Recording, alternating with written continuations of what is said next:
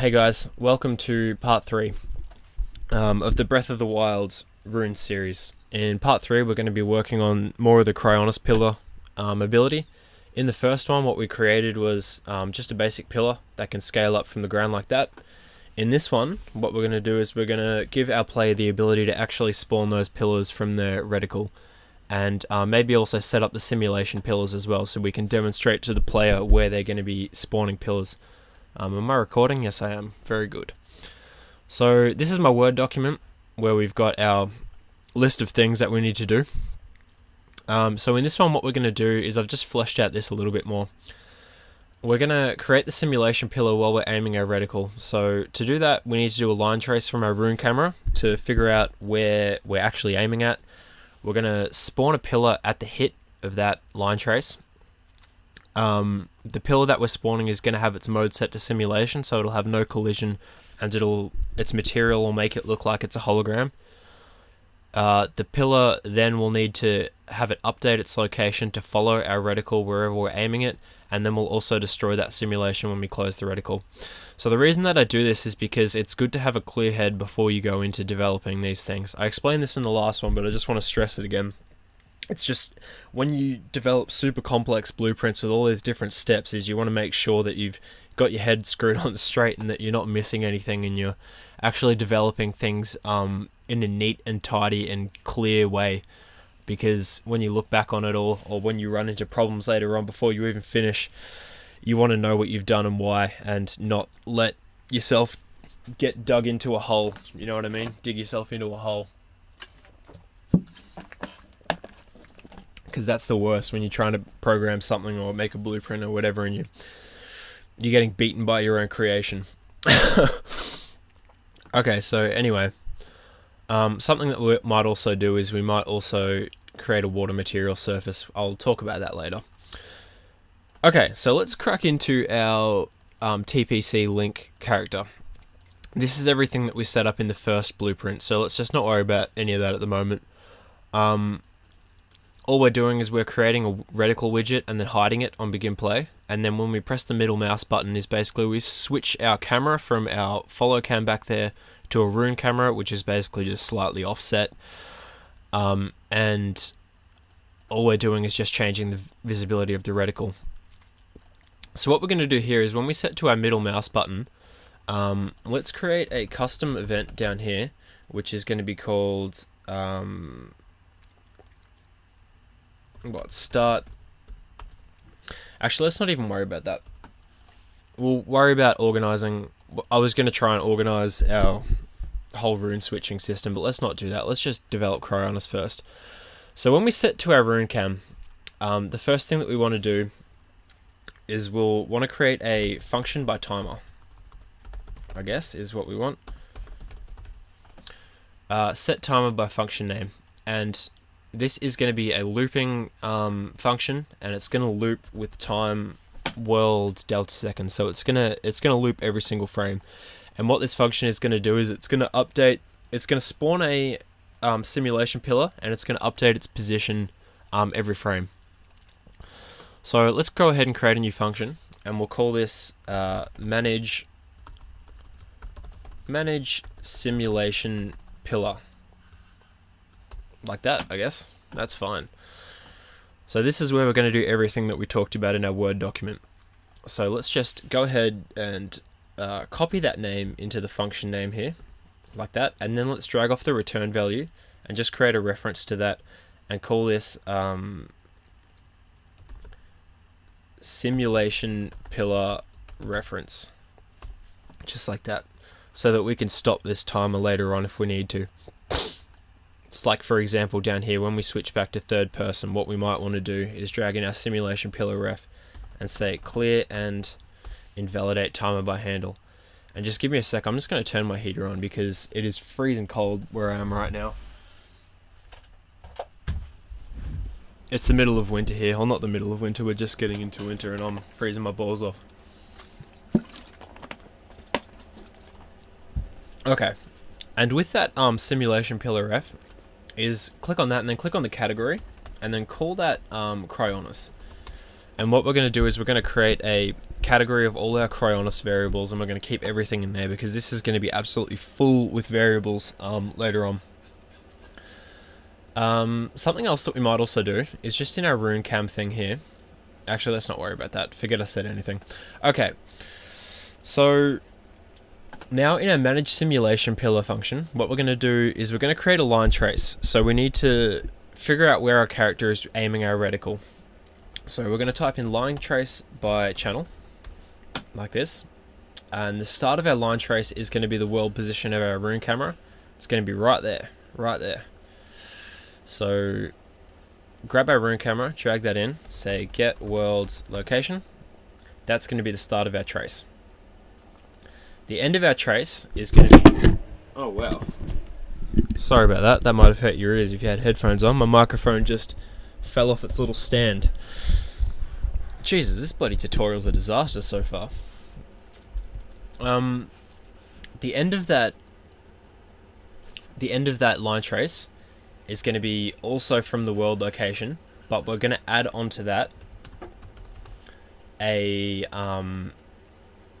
vector that is going to be going forward from the rune camera. So we'll say get forward vector from the rune cam.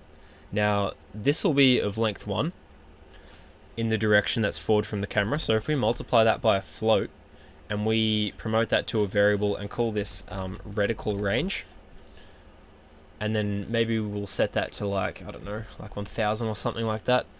I'm not sure what a good range is yet. We'll fine tune that later. And then add that to the world location of the rune cam and then hook that up into end like that. So what this is basically getting is it's going to do a trace from this location to a position that is this location plus 1000 units forward. So somewhere over here like that. That's what the trace is going to do. Okay, and actors to ignore. We'll need to make an array there. We'll definitely ignore ourself.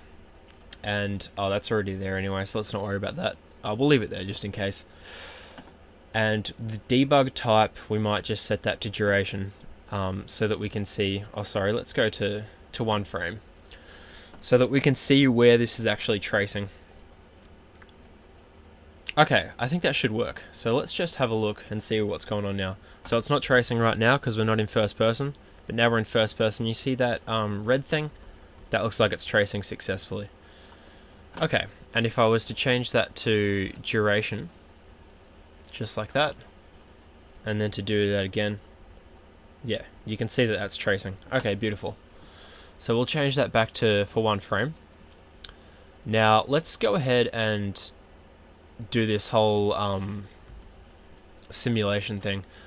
So let's not dragging off that. We're going to say create, spawn actor from class. And the actor that we're going to be spawning is a Cryonis Pillar. So what we're going to do right now is we're going to create a little macro that'll check if we have a simulation pillar. If we don't, it's going to spawn one. If we do, it'll do nothing. So spawn a Cryonis Pillar. The spawn transform is we're going to make a transform like this. And the rotation and scale is fine, just as it is.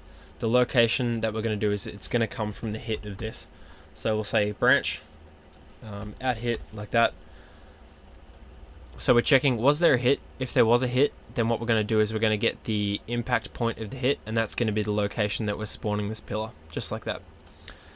Now, let's go ahead and promote, collapse that to a macro, and we're going to call this spawn simulation pillar if doesn't already exist. Now that is a massive clumsy name, but that is very descriptive, and we want to keep things descriptive and very precise so that we don't get confused later on, because this is going to be one hell of a blueprint.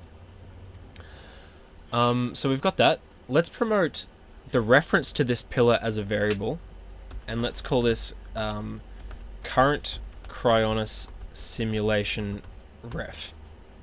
Just like that, ref for reference. And let's go ahead and move that to our Cryonis variables. Okay, Now, this is only going to spawn the simulation pillar if it doesn't already exist. So what we're going to do here is we're going to have an isValid, like that. Break that pin there. And we're going to check, is our simulation reference valid? If it's not valid, then we're going to spawn a new one, and we're going to call that the reference down there like that. If it is valid, we're just going to skip that, and it's not going to spawn anything. Okie dokie, so let's go back to our manage simulation pillar function. So the other thing that we need to do is, after we checked if after we spawn the pillar here, what we need to do is we need to say, what was our event called? We need to set it to its simulation mode. So go back into your Cryonis Pillar blueprint, and that was called set pillar to simulation mode, and that just changed the collision like that. So we can say set pillar to simulation mode, just like that, and then hook that up into there, just like that. And we'll also want to change the material as well. So what we might do is we might do the material switch in here. So if we drag off of this, say set material of pillar SM. Actually, no, what we don't want to do that here. We want to do that in this blueprint. So we're going to get our current Cryonis simulation ref, and we're going to say get material of our pillar SM. Actually, we don't want that. We want to say get the pillar SM like that, and we're going to say set material. And what we're going to be setting our material to is we might set it to, let's promote that to a variable, actually, and we'll call that Cryonis simulation blue. And that is going to be the one that we created earlier, Cryonis simulation blue, just like that. And we can also duplicate that material down there and call this one Cryonis simulation red, just so we've got that for later. And we'll set that to red just like that. So let's just go and put both of those in our Cryonis category over here.